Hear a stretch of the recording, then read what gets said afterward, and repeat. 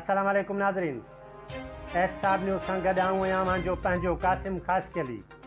नाज़रीन, सकरण मास्कर अली लाखो जी रिपोर्ट ॾींदा हलूं त Shaheed Benazir Bhutto veterinary university and animal sciences जे मुलाज़मनि पारां मुतालबनि जी मञता लाइ नाएं ॾींहुं बि अब्दुल रहमान, अब्दुल जब्बार चांडियो, अब्दुल लतीफ़ लिगारी जी अॻवानी में नेशनल प्रेस क्लब आॾो एहतजाजी मुज़ाहिरो करे यूनिवर्सिटी जे वीसी ख़िलाफ़ सख़्त नारेबाज़ी कंदे जाइज़ मुतालबा तस्लीम करण जो मुतालबो कयो।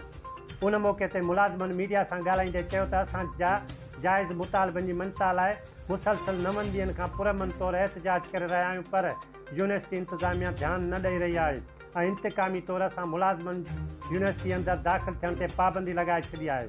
हिननि चयो त यूनिवर्सिटी इंतिज़ामिया असांजो रहियल टाइम स्केल ऐं अलाउंस नथी ॾिए, मुबैना तौरु गैर क़ानूनी तौरु नौकरियुनि में भर्तियूं करे रही आहे ऐं वॾे पैमाने ते करप्शन थी रही आहे। हिननि मुतालबो कंदे चयो त मज़कूर ॻाल्हियुनि जो इंक्वायरी कराए असांजा जाइज़ मुतालबा तस्लीम कया वञनि ऐं यूनिवर्सिटी में भर्ती थियल नौकरियुनि ऐं करप्शन जी जांच कई वञे।